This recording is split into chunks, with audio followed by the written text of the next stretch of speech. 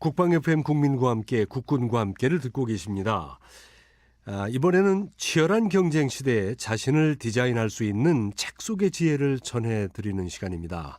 내 인생의 디자이너, Now HRD의 이주연 소장을 연결하겠습니다. 이주연 소장님 안녕하세요.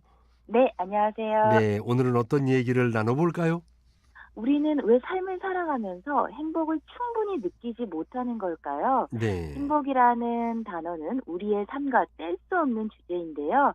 그래서 오늘 소개해드릴 책은요. 미국 텍사스 대학교 맥콤즈 경영대학원 교수인 라즈 라우나탄의 왜 똑똑한 사람들은 행복하지 않을까입니다. 네.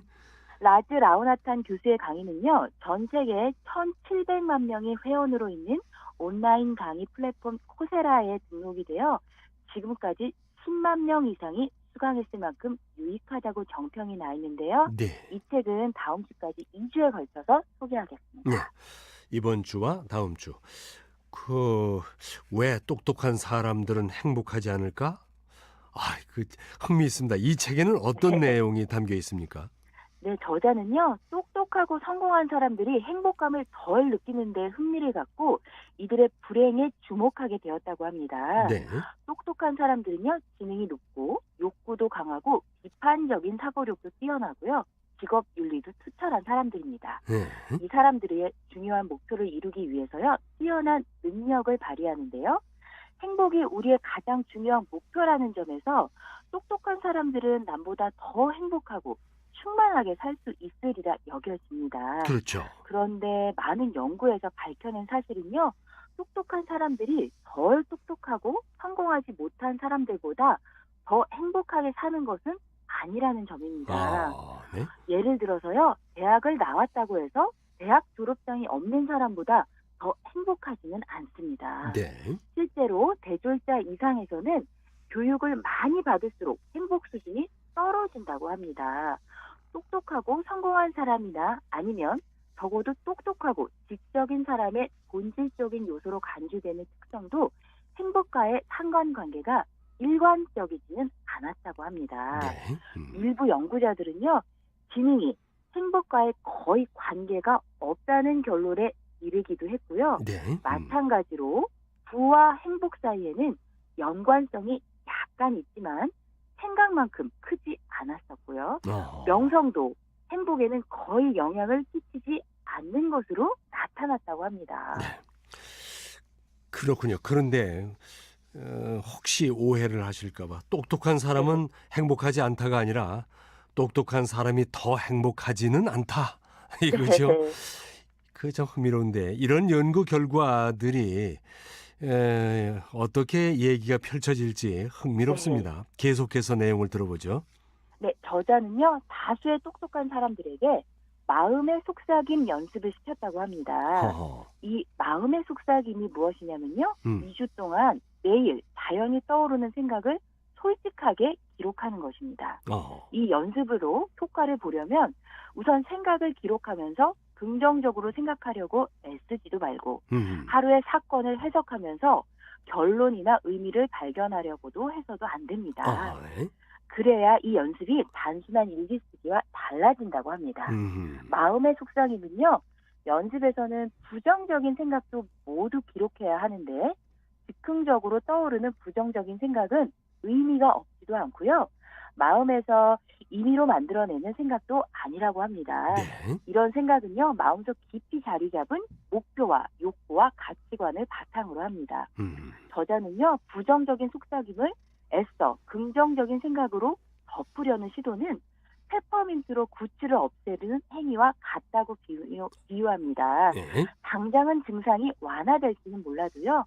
원인이 사라지지를 않고 단순히 더 행복해지고 싶었을 뿐만 아니라 행복을 지속하고 싶다면 부정적인 마음의 속삭임을 유발하는 목표와 욕구와 가치관을 더 깊게 이해해야 한다고 조언합니다. 네.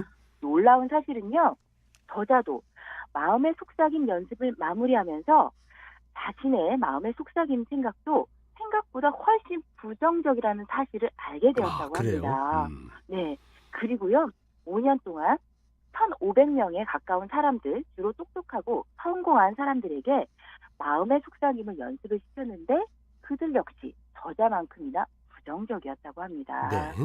그래서 저자는 똑똑하고 성공한 사람들이 행복감을 덜 느끼는 데 흥미를 갖고 이들의 불행에 주목하게 되었다고 합니다. 네. 학생들이 기록한 부정적인 마음의 속삭임은요, 세 가지 범주로 나뉘는데 음흠. 먼저 열등감입니다. 음. 그리고 사랑과 연결감 결핍, 마지막은 통제력 결핍입니다. 열등감, 사랑과 연결감 결핍, 통제력 결핍. 이러한 부정적인 마음의 속삭임 때문에 행복하지 않았다 이런 말씀이시군요. 네, 저자는요, 네. 부정적인 마음의 속삭임을 부채질하고 행복을 떨어뜨리는 행동과 목표와 가치관을 행복의 치명적인 죄라고 부르는데요. 네. 여기서 죄는 도덕적 범죄를 뜻하는 말이 아니라 불행은 주로 자신의 행위에 따른 결과라는 개념에서 비롯된 농담조의 저자의 표현이라고 말합니다. 네.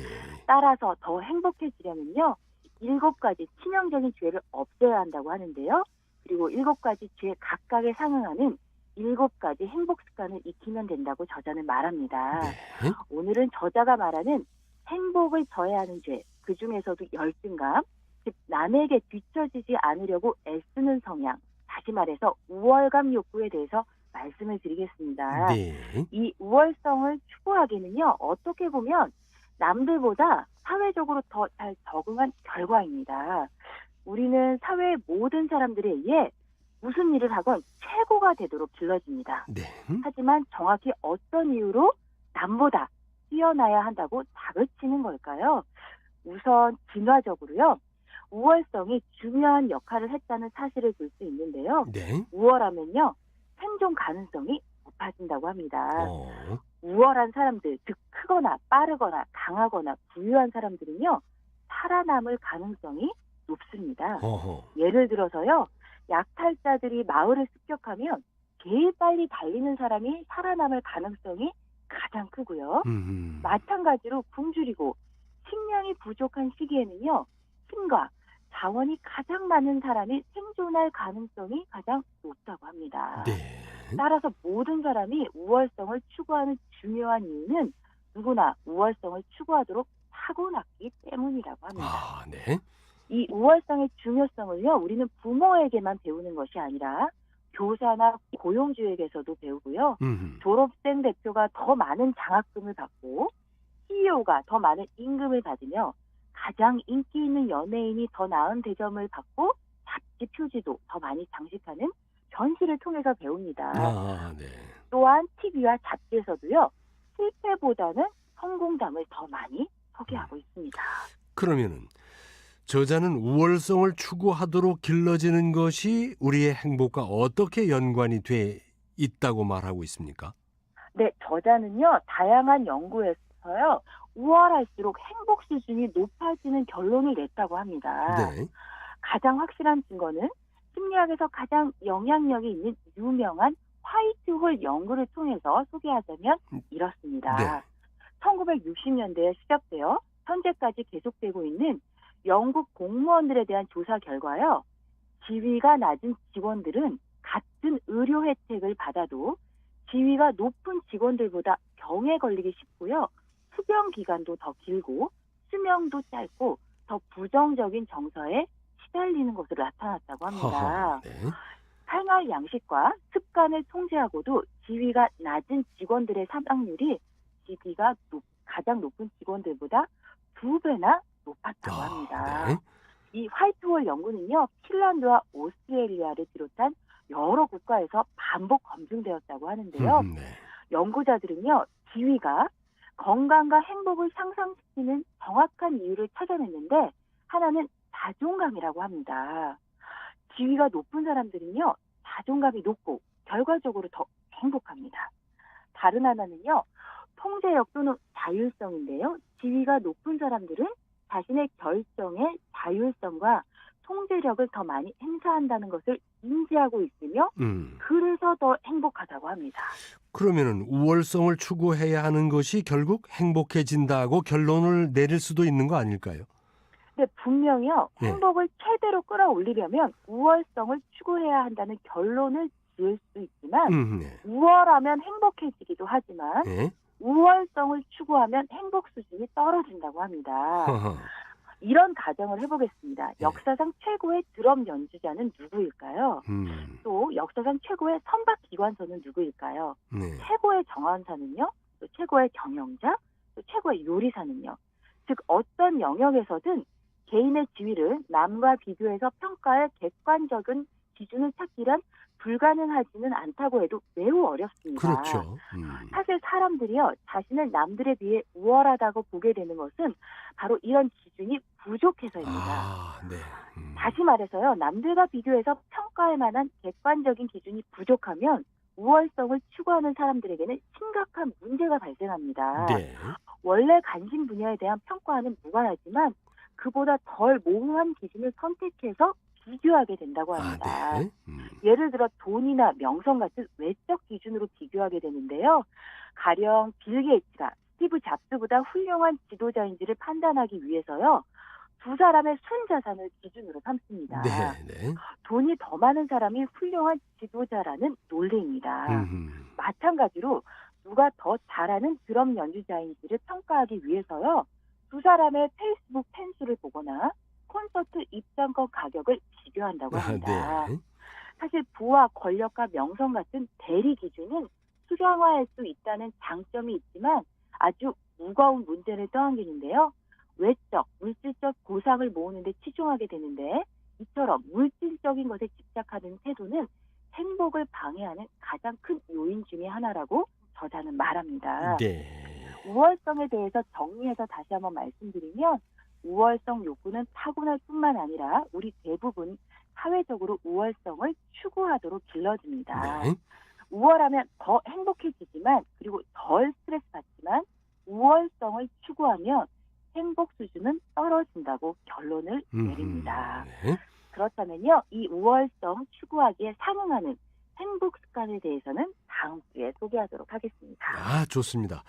오늘은 미국 텍사스 대학교 맥홈즈 경영대학원 교수인 라즈 라프나탄의 왜 똑똑한 사람들은 행복하지 않을까라는 책을 중심으로 얘기를 나눴는데 앞서서 예고해 드린 대로 어떻게 하면 우리가 더 행복해질 수 있을지 다음 주에 얘기를 이어가도록 하겠습니다. 고맙습니다. 네, 고맙습니다. 내 인생의 디자이너 지금까지 Now HRD의 이주연 소장님과 함께했습니다.